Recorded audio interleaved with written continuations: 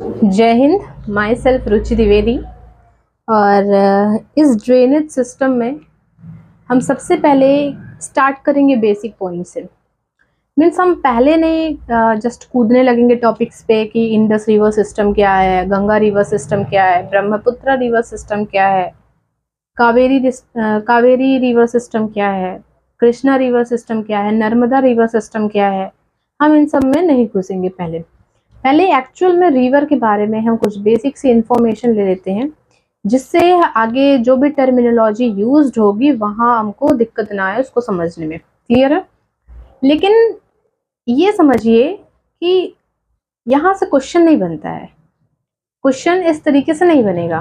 Question तो आपका बनेगा उसी पॉइंट से। पूछ लेगा रिवर सिस्टम में इंडस रिवर सिस्टम किस ग्लेशियर से निकलता है, कहाँ जाके ये फॉल होता है, कितनी ट्रिब्यूटरीज हैं इसकी। ट्रिब्यूटरीज मैं बता रही हूँ क्या है ट्रिब्यूटरीज वगैरह, कौन सी रिवर कहाँ पाई जाती है, उसको एक ऑर्डर में अरेंज्ड करना, यही सब ऐसे ही क्वेश्चंस पूछे जाएंगे। क्लियर है? लेकिन ये क्वेश्चंस नहीं पूछेगा एक्चुअल में रिवर क्या है, ट्रिब्यूटरीज क्या होती हैं, ये सब नहीं पूछने वाला है। लेकिन फिर भी कुछ बेसिक हम समझ लेते हैं, ठीक है। अगर स्टार्ट करें रिवर्स के बारे में, तो इंडिया का फॉर्मेशन हुआ था। कैसे फॉर्मेशन हुआ था? प्लेट टेक्टोनिक की हेल्प से। तो होता क्या है कि जब प्लेट वहाँ जो आपका इंडो ऑस्ट्रेलियन प्लेट थी, जब ये जाके कोलाइड होती है यूरेशियन प्लेट से ना, यूरेशियन प्लेट से जब ये जाके टकराती है तो वहाँ पर जो है एक ह्यूज फोल्ड माउंटेन का फॉर्मेशन होता है। ठीक, फॉर्मेशन होता है और वो इतने ज़्यादा वहाँ उसका एल्टीट्यूड है, एल्टीट्यूड होने के कारण वहाँ टेम्परेचर कम होने के कारण जहाँ पर कंडेंसेशन की हेल्प से वहाँ पर आइस का फॉर्मेशन होता है और वो जो प्लेस रहता है पूरी तरीके से स्नो से घिरा हुआ है, वो माउंटेन्स जिसे आप कहते हो द ग्रेट हिमालयन माउंटेन्स। ठीक है। अब टेम्परेचर आपको पता है कि 12 महीने हैं, 12 महीने में टेम्परेचर हर महीने का अपना डिफरेंट होता है। गर्मियों में आपका टेम्परेचर ज़्यादा होता है और ठंडियों में आपका टेम्परेचर क्या होता है? कम होता है। तो ये डिपेंड करता है किस तरीके से अर्थ रोटेट कर रही है ना, अर्थ किस तरीके से रोटेट कर रही है। ठीक है, मानते हैं कि हमारे जो सेंट्रल इंडिया में, साउथ इंडिया में ज़्यादा गर्मी पड़ती है, लेकिन नॉर्थ इंडिया की अगर हम बात करें, लेकिन फिर भी जिस हिसाब से टेम्परेचर ठंडी का रहता है उस हिसाब से गर्मी में वहाँ का टेम्परेचर कुछ ना कुछ तो रेस किया ही होगा। ठीक है, जिससे क्या होता है कि वहाँ की आइस क्या होती है? मेल्ट होना शुरू करती है। जब आइस आपके मेल्ट हो रही है तो आइस जब मेल्ट होगी तो वो किस में कन्वर्ट होगी? वाटर में कन्वर्ट होगी, पानी में कन्वर्ट होगी। और वही पानी जो है इसको हम कहेंगे नेचुरल स्ट्रीम। नेचुरल स्ट्रीम मतलब कि ऐसा नहीं है कि मैं गई कुछ नीचे हीटर वगैरह लगाया जिससे वो आपस में अपने आप क्या हो रहा है, वो मेल्ट हो रहा है। फिर ये तो एक ह्यूमन मेड टेक्नोलॉजी हो गई। क्लियर है? लेकिन वो नेचुरल स्ट्रीम है, मतलब वो खुद अपना पाथ जनरेट कर रहा है। ठीक है, तो रिवर एक अपना जो है, मतलब वो वाटर जो है वो अपना एक नेचुरल पाथ क्रिएट करता है। ठीक है, नेचुरल पाथ क्रिएट करता है और उसी चैनल में वो फ्लो करता है। ये तो आपका हो गया रिवर। जो रिवर डायरेक्टली आपका बह रहा है फ्रॉम द ग्लेशियर या फिर माउंटेन से, वो आपका हो गया मेन रिवर। क्लियर है? लेकिन कुछ ऐसे भी रिवर्स होंगे। अच्छा ये बताइए, जैसे माउंटेन है, माउंटेन से आपका रिवर जो है मेल्ट होकर, पानी जो है मेल्ट होकर बहना शुरू हुआ तो नीचे आपका लैंड भी है, मिट्टियाँ भी है, बहुत सारी चीज़ें पानी लेकर आती है अपने साथ। पानी लेकर आएगी, किसी का वेट ज़्यादा होगा वो वहीं पे रुक जाएगा, फिर वो धीरे धीरे अपने उस पाथ पे फ्लो करना शुरू कर जाएगा।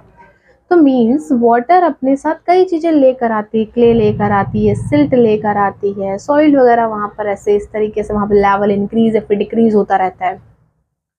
तो इससे होता क्या, ये डिपेंड करता है स्लोप पे भी। कहीं पानी जो है कहीं ज़्यादा ऊंचाई है तो वहाँ पानी नहीं ज़्यादा आगे बह पाए, आगे जा पाएगा, जिसकी हेल्प से देहरादून का फॉर्मेशन होता है। समझेंगे, वो सब सारी चीज़ें हम देखेंगे। तो वहाँ पे जैसे देहरादून, वहाँ क्या है कि माउंटेन्स के बीच में पानी वो ठहर जाता है, तो जिसके कारण वो दुन का फॉर्मेशन कर जाता है और वहाँ पर उसकी फर्टिलिटी के कारण वहाँ पर एक लाइफ जो होती है वहाँ पे सूटेबल होने लगती है। तो वो उसे हम कहते हैं दुन, जिसका नाम आपने सुन रहा हो देहरादून, एक हिल स्टेशन है जो कि इसी के नाम पे बेस्ड है। तो जो रिवर्स इन्हीं सब के कारण अगर वो नहीं बहे तो वो अपना कुछ और पाथ ढूंढेगी निकलने के लिए। जब कुछ और पाथ ढूंढेगी वो निकलने के लिए तो वहां से ट्रिब्यूटरी का फॉर्मेशन करेगी। ट्रिब्यूटरी मतलब वाटर जो है दूसरे चैनल में फ्लो करने लगेगा।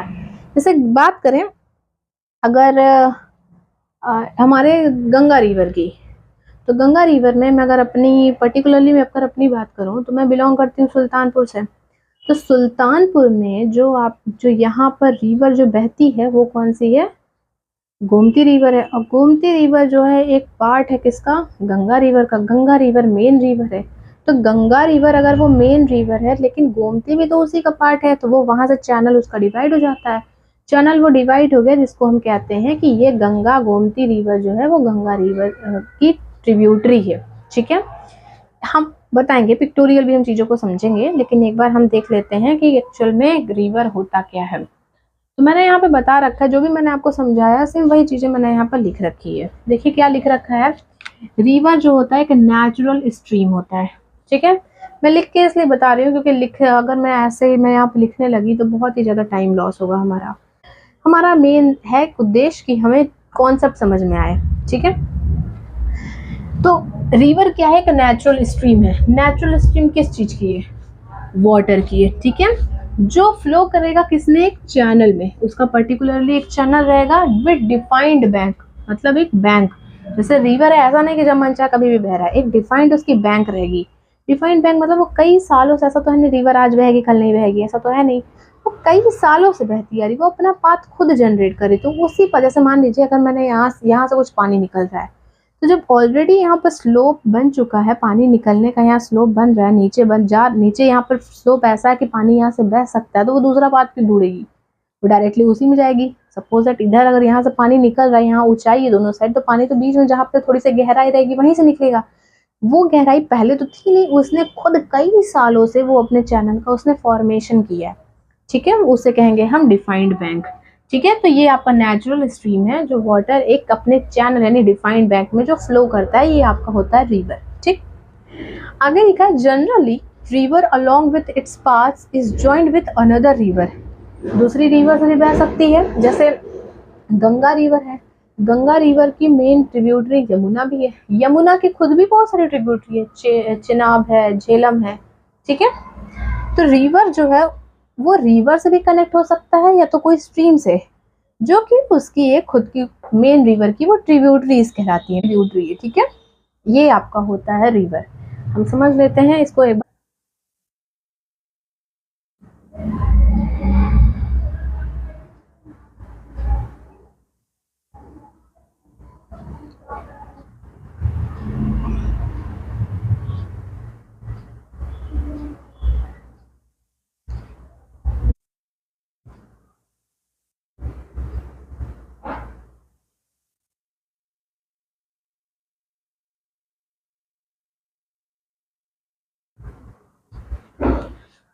देखिए, मैंने इंडिया का एक मैप बनाया है। इंडिया का मैप इसलिए बनाया क्योंकि थोड़ा सा आपको ये फील आए। उत्तराखंड में जो आपका माउंटेन है, जो वहां पे ग्लेशियर है, कौन सा? गंगोत्री ग्लेशियर। ठीक है, गंगोत्री ग्लेशियर से ये आपका मेन रिवर बह रहा है। देखिए, मेन रिवर आपका उत्तराखंड से बह रहा है। ठीक, और ये फॉल करता है जाके आपका बे ऑफ बंगाल में। ठीक है, अब देखिए ये मेन रिवर है, लेकिन कुछ ना कुछ रीजन के कारण, रीजन हम सब पढ़ेंगे, क्ले के कारण, सिल्ट के कारण, स्लोप के कारण वाटर का थोड़ा सा चैनल डिवाइड हो जाता है और ये डिफरेंट डिफरेंट डायरेक्शन में फ्लो करने लगते हैं। ठीक है, डिफरेंट डायरेक्शन में जाके ये फ्लो करने लगते हैं। अच्छा देखिए, ये यमुना है। ठीक है, ये यमुना रिवर है, यमुना रिवर है। तो यहाँ पर ये यहीं पर उत्तराखंड से ये यमुनोत्री ग्लेशियर से निकलता है और ये जाकर जो है प्रयागराज में जाके गंगा से ये, ठीक है, यमुना रिवर गंगा में जाके मिलती है, मिलता नहीं है, मिलती है। ठीक है, एक्चुअल में लेकिन मेन रिवर आपकी है क्या? है ये गंगा ही, लेकिन गंगा में भी कई सारे, इसमें देखिए चैनल्स डिवाइड हो रहे हैं। मेन रिवर आपकी यही है। मेन रिवर जो है वो कई सारे चैनल से जो डिवाइड होती है उसी को हम कहते हैं ट्रिब्यूटरीज।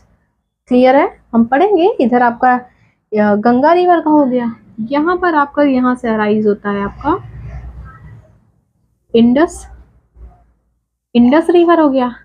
अब इंडस रिवर में भी कई सारे चैनल्स होते हैं। ठीक है, ये आपका इंडस हो गया, इंडस रिवर हो गया। 5 रिवर्स हैं इसमें। झेलम, व्यास, रावी, सतलज, ये सब रिवर्स है इसमें। फिर यहाँ पर आपका जैसे इधर से आता है आपका ब्रह्मपुत्र, ये आपका मेन रिवर है। यहाँ पर भी जो है आपका कई सारी ट्रिब्यूटरीज यहाँ पर भी होती हैं, ठीक है। इट मीन्स कि जो मेन रिवर रहेगा, मेन रिवर्स में से क्या है, कई सारे अगर चैनल्स डिवाइड हो जा रहे हैं उसे हम कहते हैं ट्रिब्यूटरी। क्लियर है, नोट कर लीजिए, फिर हम मूव करते हैं आगे।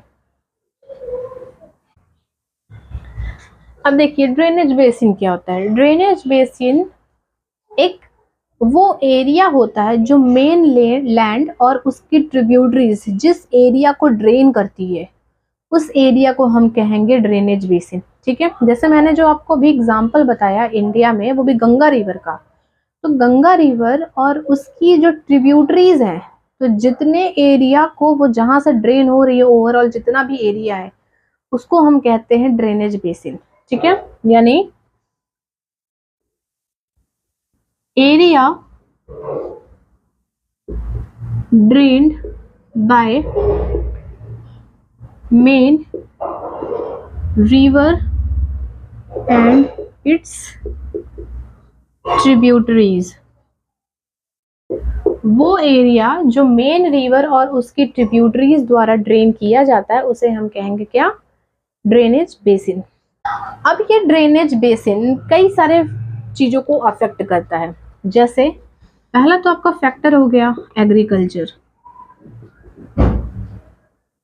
ठीक है। जैसे इंडस रिवर सिस्टम हो गया, आपको ध्यान होगा Indus river system, Ganga river system, Brahmaputra river system, या फिर जहां जहां भी रिवर है वहां पर एक कुछ ना कुछ प्राइमरी सोर्स वहां का एग्रीकल्चर, वहां का मुख्य जो है व्यवसाय होता है ना, क्योंकि रिवर से उसको पानी मिल रहा है अपने जो कृषि है, कृषि के कार्य को सिंचाई करने के लिए। क्लियर है। दूसरा एग्जांपल आप दे सकते हो ह्यूमन सेटलमेंट।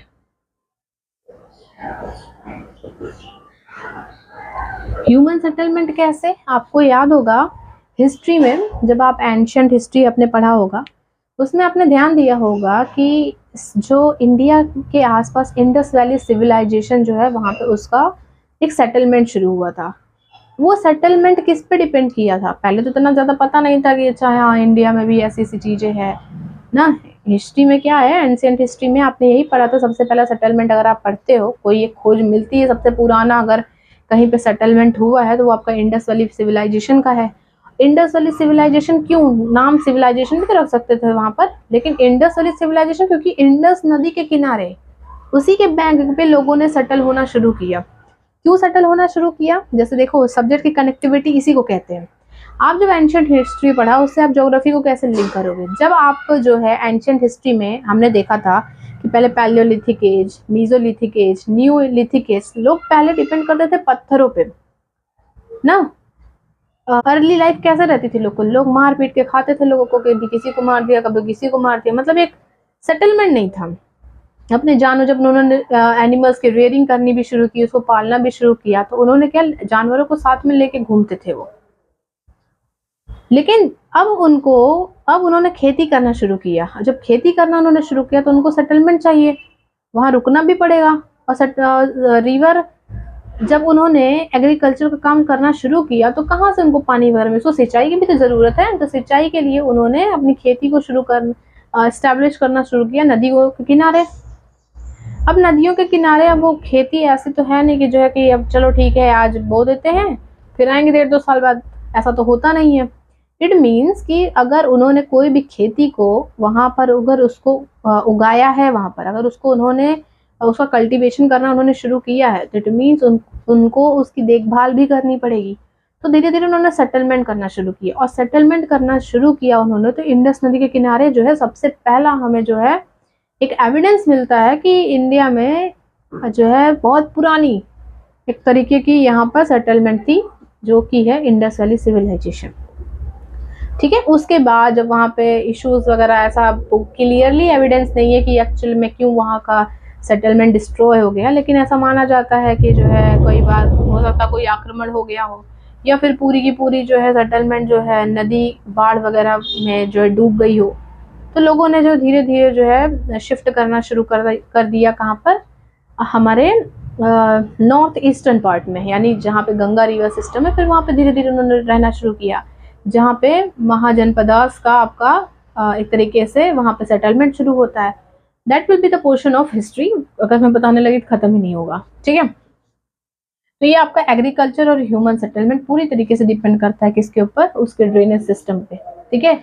आप देखिए जो नॉर्थ इंडिया की पॉपुलेशन ही देखिए आप, यहाँ पे सेटलमेंट कितना ज़्यादा है नॉर्थ इंडिया में। देखिए मोस्ट ऑफ द जो रिवर्स हैं, जो आपकी जो हिमालयन रिवर्स जितनी भी हैं, जैसे आपका इंडस हो गया, ठीक है, आपका ब्रह्मपुत्र हो गया, आपका गंगा हो गया, तो ये एक काफ़ी बड़ी बड़ी रिवर्स हैं यहाँ पे, और मोस्ट ऑफ द पूरा नॉर्थ इंडिया इन्हीं सब रिवर से घिरा हुआ है।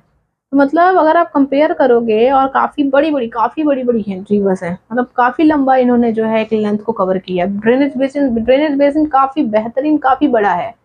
तो इट मीन्स यहाँ पे सेटलमेंट भी होना जो है काफ़ी भी अफेक्ट करेगा। इसलिए नॉर्थ इंडिया में एक मुख्य कारण ये भी है कि ह्यूमन यहाँ पे इतनी पॉपुलेशन क्यों है। क्लियर है, नोट कर लीजिए। कभी कभी क्वेश्चन ये भी पूछ लेता है कि ऑल ओवर द इंडिया, अगर इंडिया में हम चेक करें, इंडिया में तो जो लार्जेस्ट ड्रेनेज बेसिन किसका है, लार्जेस्ट ड्रेनेज बेसिन,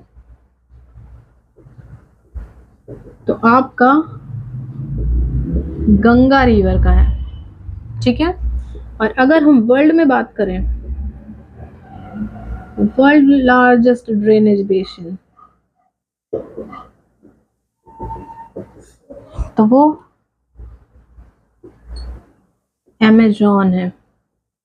क्या देखा हमने, अगर हम ऑल ओवर द इंडिया अगर हम देखें, तो इंडिया में जो मेन एरिया, जो सबसे बड़ा एरिया कवर करता है, वो गंगा रिवर का है। तो सबसे बड़ा जो ड्रेनेज बेसिन है इंडिया में, वो गंगा रिवर का है। और ऑल ओवर द वर्ल्ड जो सबसे बड़ा ड्रेनेज बेसिन है ऑल ओवर द वर्ल्ड, वो है अमेज़न ड्रेनेज बेसिन, ठीक है। आप कहीं नोट कर सकते हैं इसको। ये लगभग 7 मिलियन स्क्वायर किलोमीटर तक ये फैला हुआ है।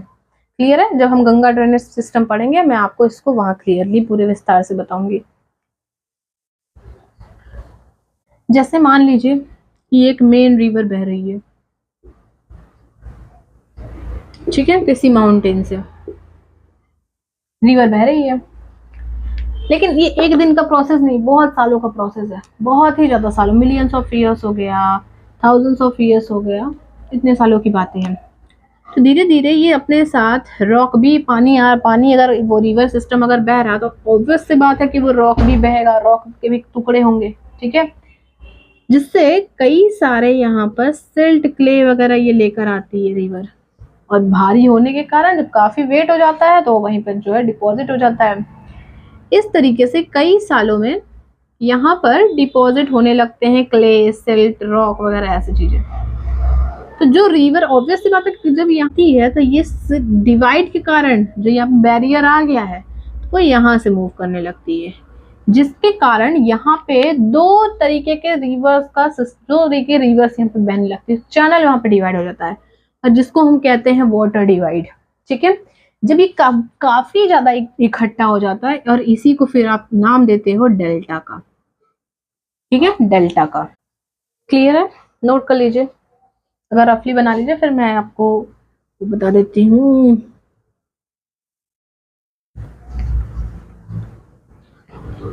ठीक है, तो आप देख लीजिए, डिपोजिशन के कारण ठीक जो भी चेंजेस आ रहे हैं रिवर के अंदर, वो कई बार कारण बनते हैं किस चीज के लिए, वाटर की डायरेक्शन को चेंज करने के लिए, उसकी दो डायरेक्शन का फॉर्मेशन करने के लिए, जिसे आप कहते हो वाटर डिवाइड।